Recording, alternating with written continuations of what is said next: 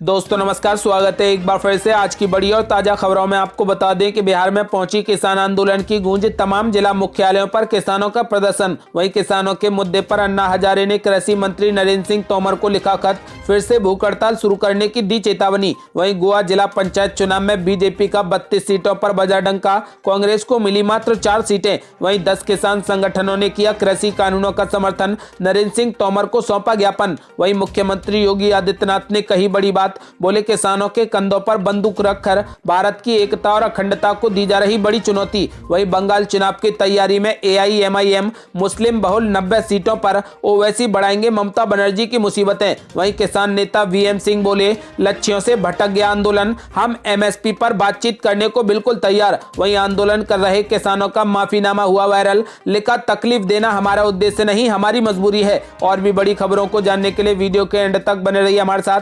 बस आपसे निवेदन है, कृपया वीडियो को लाइक कर दें, चैनल को सब्सक्राइब कर लें और घंटी बटन जरूर दबा दें। वहीं पहली बड़ी खबर, आज भारत में पिछले 24 घंटे में कोरोना वायरस के 27,071 नए मामले सामने आए, जिससे अब कुल मरीजों की संख्या बढ़कर 98,84,100 हो गई और पिछले 24 घंटे में ही 336 लोगों की मौत हो गई। बड़ी खबर, बिहार में पहुंची किसान आंदोलन की गूंज, तमाम जिला मुख्यालयों पर किसानों का तगड़ा प्रदर्शन। जी आपको बता दें कि देश में किसान आंदोलन की आग धधक रही है। इसी के तहत देशव्यापी आह्वान पर आज पूरे बिहार में जिला अधिकारी कार्यालयों पर किसानों ने प्रदर्शन और धरना दिया। इस प्रदर्शन में हजारों किसान शामिल हुए। राजधानी पटना सहित अन्य जिला केंद्रों पर किसान संगठनों ने जमकर प्रदर्शन किया और 6 सूत्री मांगों का ज्ञापन जिला अधिकारी को सौंपा। बताते चलें कि तीनों कृषि कानूनों की वापसी, प्रस्तावित बिजली बिल 2020 रद्द करने, न्यूनतम समर्थन मूल्य को 1868 रुपए से 1888 रुपए प्रति क्विंटल की दर से करने, धान खरीद की गारंटी करने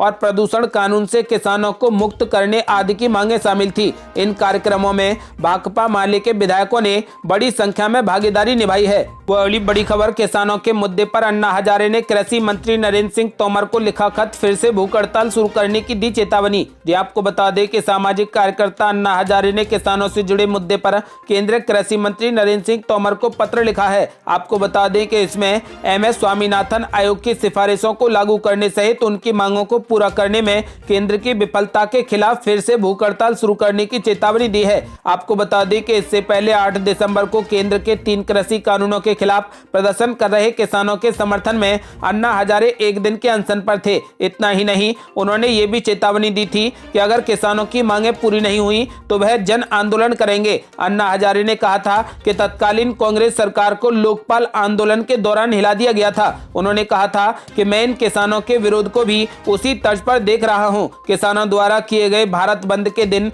मैंने रालेगढ़ सिद्धि में अपने गांव में एक दिन का उपवास किया था और किसानों की मांगों पर मेरा पूरा समर्थन है।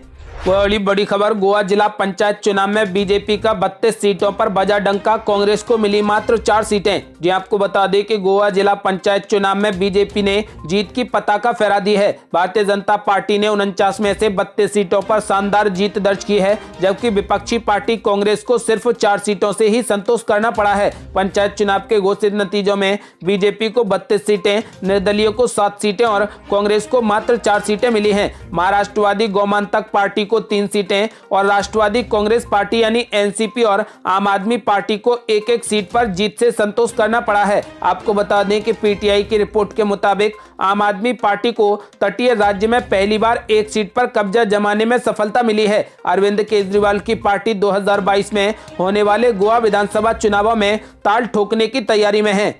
बड़ी खबर, 10 किसान संगठनों ने किया कृषि कानूनों का समर्थन, नरेंद्र सिंह तोमर को सौंपा ज्ञापन। जी आपको बता दें कि कृषि कानूनों को रद्द करने के लिए दिल्ली बॉर्डर पर चल रहे किसानों के प्रदर्शन ने अब अलग मोड़ ले लिया है। सोमवार को नए कृषि कानूनों के समर्थन में ऑल इंडिया किसान समन्वय समिति से संबद्ध विभिन्न राज्यों के 10 किसान संगठनों ने केंद्रीय कृषि मंत्री को सोमवार को अपना ज्ञापन सौंप दिया है। न्यूज एजेंसी एएनआई के मुताबिक ये संगठन उत्तर प्रदेश, केरल, तमिलनाडु, तेलंगाना, बिहार और हरियाणा आदि राज्यों से आए हैं। 10 किसान संगठनों से ज्ञापन मिलने के बाद कृषि मंत्री नरेंद्र सिंह तोमर ने कहा कि अखिल भारतीय किसान समन्वय समिति के सदस्य तमिलनाडु, तेलंगाना, महाराष्ट्र तथा बिहार से आए थे। उन्होंने कृषि बिल का समर्थन किया है और हमें उसी पर एक पत्र दिया है। उन्होंने कहा कि मोदी सरकार ने किसानों के कल्याण के लिए ऐसा किया है और वे इसका स्वागत और समर्थन करते हैं।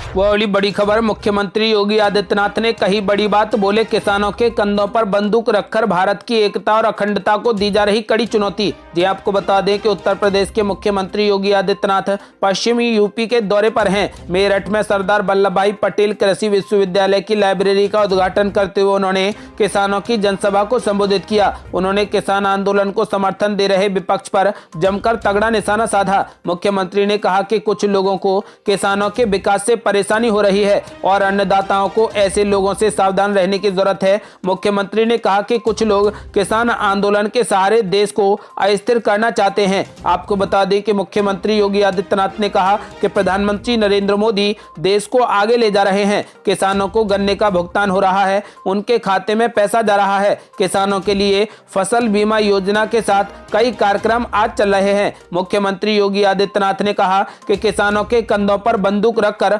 भारत की एकता और अखंडता को चुनौती दी जा रही है। किसान भाइयों के कंधों पर बंदूक रखकर देश की सुरक्षा में सेंध लगाने का कार्य किया जा रहा है। उन्होंने घोषणा करते हुए कहा कि ये हमें बिल्कुल भी स्वीकार्य नहीं होगा। वह वाली बड़ी खबर, बंगाल चुनाव की तैयारी में एआईएमआईएम मुस्लिम बहुल 90 सीटों पर ओवैसी बढ़ाएंगे ममता बनर्जी की मुसीबतें। जी आपको बता दें कि पश्चिम बंगाल में अगले साल अप्रैल और मई में विधानसभा के चुनाव होने हैं। आपको बता दें कि बिहार विधानसभा चुनाव के नतीजों से उत्साहित एआईएमआईएम ने पहली बार बंगाल में चुनाव लड़ने का फैसला किया है। एआईएमआईएम के अध्यक्ष और हैदराबाद से सांसद असदुद्दीन ओवैसी ने इसे लेकर मीटिंग की है। बंगाल में 294 विधानसभा सीटों में से 90 सीटें मुस्लिम बहुल हैं। आपको बता दें कि इन सीटों पर जीत हार मुस्लिम मतदाता करते हैं। माना जा रहा है कि असदुद्दीन ओवैसी की पार्टी एआईएमआईएम मुस्लिम बहुल मुर्शिदाबाद, मालदा, उत्तर दिनाजपुर और कुछ अन्य सीटों पर अपने उम्मीदवार उतारेगी। राजनीतिक विश्लेषकों का कहना है कि 294 विधानसभा सीटों वाले राज्य में मुस्लिम समुदाय 120 सीटों पर महत्वपूर्ण भूमिका निभाता है। आपको बता दें कि 27% मुस्लिम आबादी वाले राज्य में एआईएमआईएम बड़ा दांव खेलना चाहती है। एआईएमआईएम के राष्ट्रीय प्रवक्ता आसिम बकार ने मीटिंग के बाद न्यूज एजेंसी पीटीआई को बताया कि पार्टी ने बंगाल के 23 में से 22 जिलों में अपनी यूनिट स्थापित कर ली है। बताया जा रहा है कि असदुद्दीन ओवैसी जल्द ही कुछ सीटों पर जनसभा कर चुनावी बिगुल फूकेंगे। वह वाली बड़ी खबर, किसान नेता वीएम सिंह बोले लक्ष्यों से भटक गया है आंदोलन, हम एमएसपी पर बातचीत करने को तैयार। ये आपको बता दें कि मोदी सरकार के नए कृषि कानूनों की वापसी की मांग को लेकर आज आंदोलन का 20वां दिन है। एक तरफ सरकार कृषि कानूनों में संशोधन को लेकर किसानों को मनाने में लगी है, तो दूसरी ओर किसान अपनी सभी मांगों को लेकर अड़े हुए हैं। इस बीच अलग अलग किसान संगठनों के आंदोलन में अब दरार पड़ती हुई नजर आ रही है। राष्ट्रीय किसान मजदूर संगठन के संयोजक वीएम सिंह ने कहा कि बाकी संगठन सरकार से बात करें या ना करें, हम बातचीत के लिए पूरे तरीके से तैयार हैं, क्योंकि आंदोलन अब अपने लक्ष्यों से भटक रहा है। हमारी मुख्य मांग एमएसपी गारंटी कानून है, बाकी चीजें बातचीत में देखेंगे। वहीं बाकी संगठनों ने वीएम सिंह के बयान की निंदा करते हुए बयान से खुद को अलग कर लिया है। अन्य किसान संगठनों का कहना है कि वो अपनी मांगों को लेकर आंदोलन जारी रखेंगे।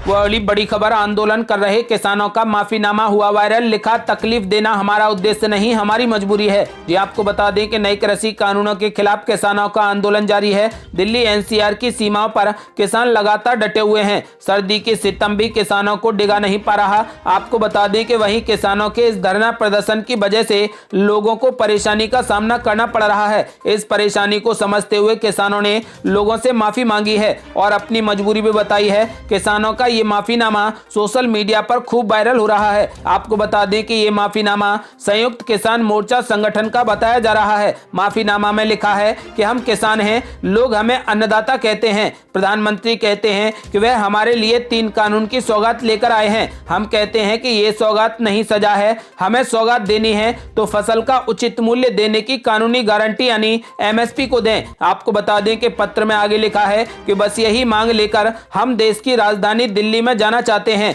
अपनी बात प्रधानमंत्री नरेंद्र मोदी से कहना चाहते हैं। सरकार बातचीत का दिखावा तो करती है लेकिन सुनती नहीं है। पत्र में आगे लिखा है कि सड़क बंद करना, जनता को तकलीफ देना हमारा कोई उद्देश्य नहीं है। हम तो मजबूरी में यहाँ बैठे हैं, फिर भी हमारे इस आंदोलन से आपको जो तकलीफ हो रही है उसके लिए आपसे हाथ जोड़कर माफी मांगते हैं। अगर किसी भी बीमार या फिर बुजुर्ग को दिक्कत हो, एम्बुलेंस रुकी हो या फिर कोई इमरजेंसी हो तो कृपया हमारे वॉलेंटियर से संपर्क करें, वो आपकी तुरंत मदद करेंगे। मैं किसान हूं, मैं आपसे माफी मांगना चाहता हूं। बता दें कि दिल्ली में किसान आंदोलन के चलते कई रास्ते बंद हैं। दिल्ली के सिंधु बॉर्डर, गाजीपुर बॉर्डर, टिकरी बॉर्डर बंद पड़े हुए हैं। रास्ते बंद होने की वजह से कई जगह डायवर्जन है। जहां रास्ते खुले भी हैं वहां पर भीषण जाम लगता है। इस बीच किसान एम्बुलेंस या फिर आवश्यक कार्य से जा रहे लोगों को निकालने के लिए रास्ता बनाते भी देखे गए। आपको बता दें कि इन्हीं सब परेशानियों को देखते हुए किसानों ने माफीनामा जारी किया है।